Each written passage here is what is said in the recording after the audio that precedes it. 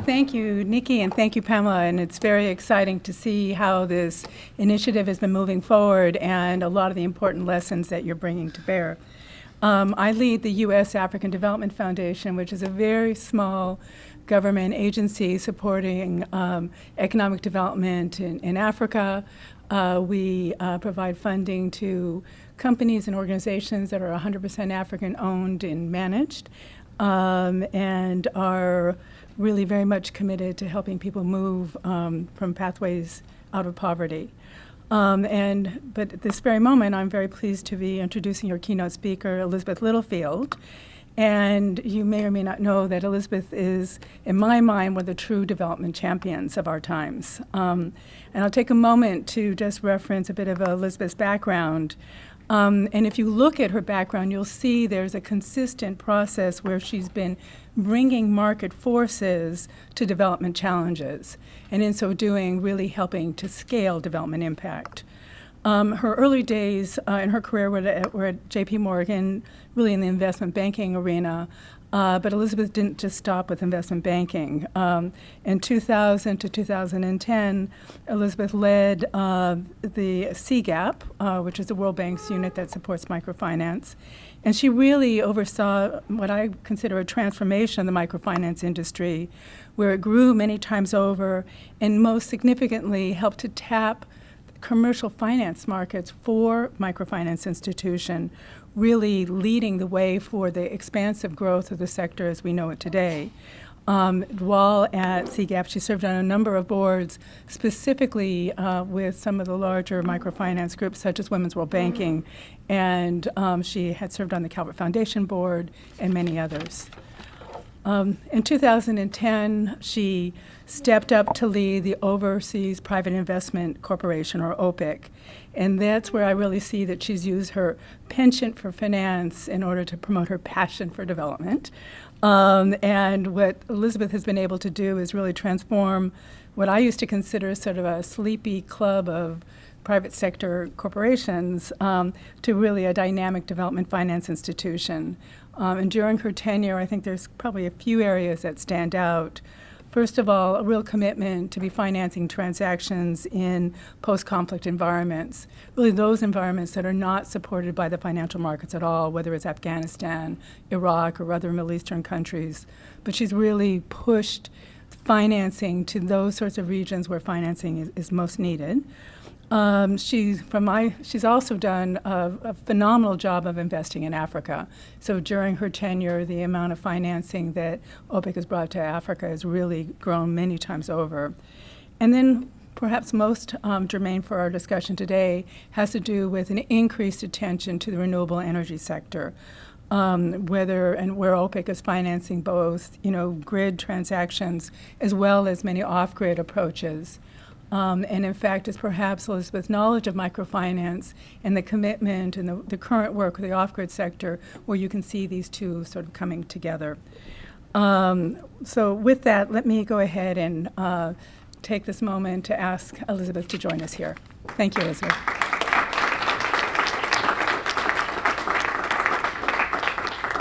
Shari, what a nice introduction. Wow. So that was an incredibly, that was sort of embarrassing. That was so nice. So thank you, Shari. You are actually one of my true development champions, so thank you for that.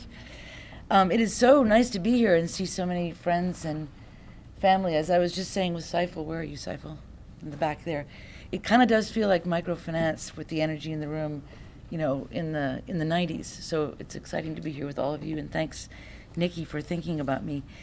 It's not only exciting, but it's actually humbling because so many of you around the room are the ones actually taking the risk and sticking your neck out there, working in the field and on the ground, making this energy access into a reality. So I'm humbled to be here for a few minutes and just share with you what OPIC's approach has been to trying to support all the work that you're doing on energy access throughout the world.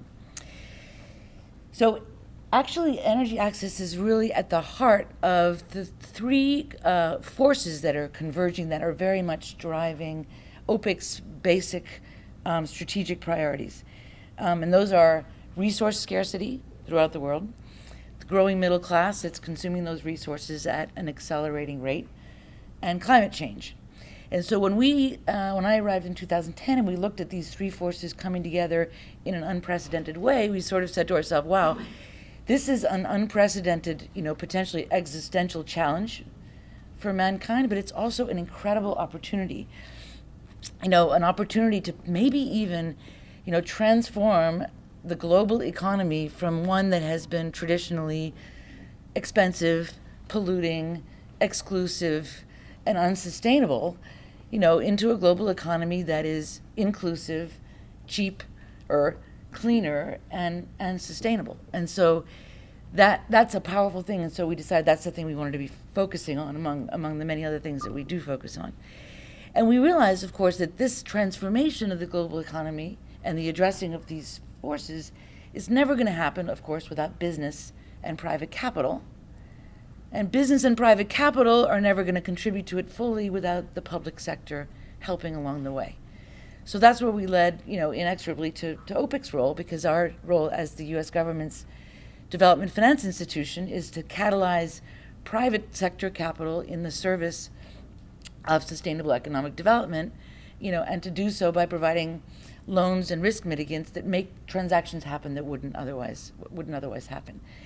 So for all those reasons, we established renewable resources as our number one priority in 2010, and I was incredibly impressed to see how the fabulous team at OPIC responded. Within 3 years, we'd grown our renewable energy portfolio tenfold, and we've maintained it at that level for the next 3 years. So we're doing about $1 billion a year now in financing of renewable energy projects in every region of the world, including some of the poorest countries, in every sector: geothermal, wind, hydro, biomass, etc.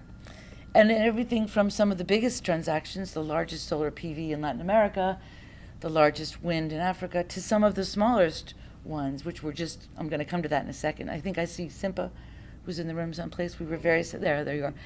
Very proud to have Simpa be one of the first off-grid that we worked on, and we have many, many more to come in the pipeline. So that all being said, we've done a lot, and we're proud of what we've done in the utility scale part of renewable energy, but it's been really, really hard for us to help the off-grid space. But we're optimistic, but I want to just share with you why it's been so hard and what we've tried to do to address that. So 3 reasons, and ones that you've probably heard a million times, so I'll go over them quickly. But the first, of course, is that it's so small scale, and so it takes a long time to get to break even, which of course lenders need to see the future of that. And also the transaction costs and upfront project preparation costs are so high relative to the overall portfolio. Secondly, they're startups, and everyone knows, especially those that have been in the microfinance field, startups are pretty hard, so hard that we never touched them when we were in the microfinance field in the early days. There's a lot of brilliant minds and great ideas and huge enthusiasm and energy and commitment, but a startup is a startup, and until a deal team or a management team has been proven with a track record and a business model has a track record, it's really hard for lenders to get their head around lending to that project. And the third problem is that you need to have the right capital ready at the right time. And frankly, none of the development agencies that are supporting the sector have all the tools at their disposal in their own toolkit. So sometimes you got to cobble together different capital from different sources at different times, and it can be mind-numbing to try to do that and work with that many different agencies. So what have we done about this? Because as I say, we're very, very optimistic. Well, first of all, we're thrilled that ARC and REMP and AID are working on exactly the kind of problems that we've just discussed, and the kind of ways that you're working are building that pipeline of bankable deals that then can graduate and use financing from lenders such as ourselves and also equity providers. But some of the things that OPIC has actually done have been to kind of change the way we think about our financing models and roles from our classical kind of project finance approach, which works on power deals, but it doesn't really work in this sector, where we've had to think about doing things a little differently, taking a portfolio approach, which of course is much less risky than financing single projects, so that if one fails, you're not necessarily going after the assets of another. taking a corporate finance approach and investing at the corporate level. And really thinking about some of these projects more as retail organizations than power sector organizations. So that's one thing, is just sort of changing the way we think about it. The second thing is we've introduced a number of different windows and projects to really try to adapt our traditional approach to earlier stage, more risky kind of projects. The first thing we did was create this thing called Africa Clean Energy Finance, ACEF. And thanks to our partnership with the State Department, I don't know if anyone from the state is here, they granted us $20 million, which for us to use for client projects to cover early stage out-of-pocket expenses that sometimes the price tag was too much for small-scale developers to handle. Things like land surveys or environmental assessments, things that had a big price tag relative to the project size. So we put the $20 million aside, and the team at OPIC has been making those grants now. They've done 30 of these grants. We used up all the money 2 years earlier than planned, and now we're going to be replenishing it and expanding it to the Latin America and the Caribbean. Those 30 projects, many of them have been in the off-grid space. All of them are in clean energy. All of them are in Africa. And they're expected, if they do graduate to be able to use OPIC financing, they're expected to be able to generate some 400 megawatts ultimately and garner financing from us of maybe even as much as half a billion dollars in total, which matched with private money could reach up to $1 billion. So $20 billion ultimately might potentially catalyze almost $1 billion in financing for renewable energy projects in West Africa. So we're proud and excited about that. The second thing we've done is take our project finance approach and notice that actually we need a different kind of financing. We need really working capital finance, inventory finance, for the kind of companies that are focusing at bottom of the pyramid consumer products like D-Light.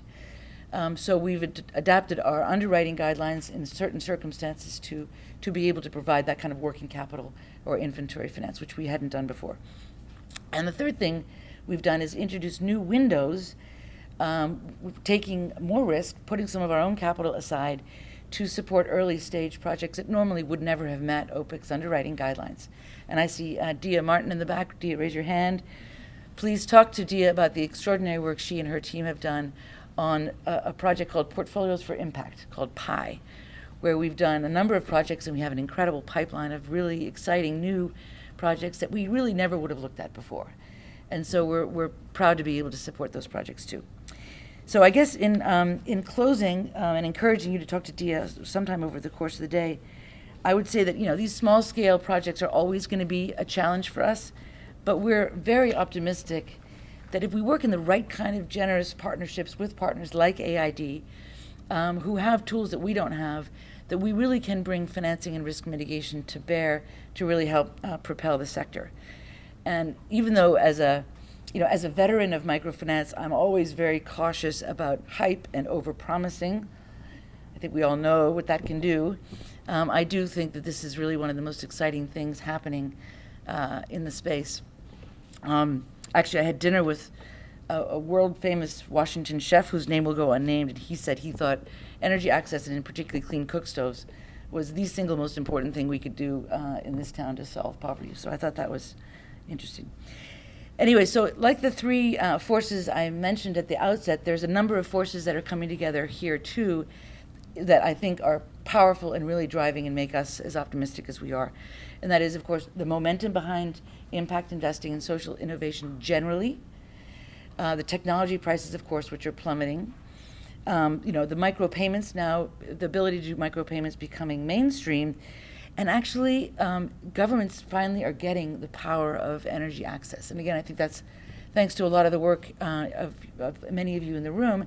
Everywhere I go, governments are saying, how can you help us figure out how to make this happen? And these are things that they weren't talking about just a couple of years ago. So we look forward to working with everybody here in this room to make it all happen. And we have to do this because it is unacceptable in the 21st century when you look at a continent like Africa that you have 600 million people, that's the entire population of the United States times 2, that have every bit the human potential of you and me who have never had the privilege of turning on a light switch, opening a fridge, flipping on a TV, and that is not the world I think any of us want to live in. So thank you very much for all the great work you guys are all doing to solve this, and please know that you have a partner in us to help. Thanks a lot.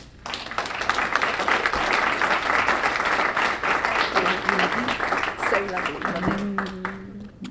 All right. I'll walk you out. I'm happy to, do you want to take one or two questions or no? Can we? That would be, if you're free to, that would be amazing. I'm happy to take, if we have time, Yeah, 2 or 3. we do, definitely. Maybe there aren't any, maybe. Anyone have questions for Elizabeth? All right. We do. We have Sageni who Yes. has a question for you Yeah. from Kenya. I want to know more about PI project you talked about, portfolios for impact. Dia, your moment. Can you say a few words about PI? So the Portfolio for Impact is a program that we launched last year, and the idea is to support earlier stage social enterprises that are scaling. So through this program, we've tailored our underwriting and approval procedures to make it more streamlined and focused on smaller organizations. And we offer $1 to $5 million in loan financing for these companies. And I'd be happy to talk with you later in more detail. Thank you. I would say there's one window that I didn't mention that we've developed too, which is called the Innovative Financial Institutions Program, I think IFIP. And it aims to invite smaller scale debt-focused or mezzanine-focused or equity-focused funds that ordinarily wouldn't have met our criteria to come and go through a process wherein we would select those that we think have the biggest impact. So thank you, Dia. Other questions? Anything else? Yeah. Just a quick question. So for all of the work you're doing in Africa, what is the U.S. requirements, if any, for the companies you're financing? I interned at OPIC back in the day, and I know there were some really? U.S. There had to be a certain amount of U.S. ownership. I don't know if that's still the case, or No, this has got to be the single biggest source of confusion for people globally, and it's the single biggest source of confusion for organizations that are referring business to us. So I'll just say very simply that, and we've dramatically liberalized what it means to be a U.S. company in order to be eligible for OPIC financing. So effectively, the rule of thumb is there needs to be 25% of the equity needs to have a U.S. passport or green card or something, knowing that the equity is oftentimes 25% of the total project. So we're really talking about 6.25%. But we can meet that test through other things, other ways of having skin in the game besides equity.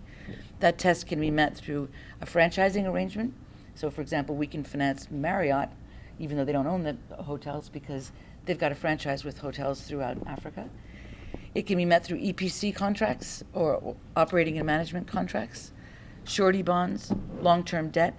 So roughly, the only thing you all need to think about is there needs to be an American business or individual somehow benefiting from our work in order for us to meet the congressional requirement to have an American involvement. But our deal teams are very skilled at figuring out whether that's going to work or not.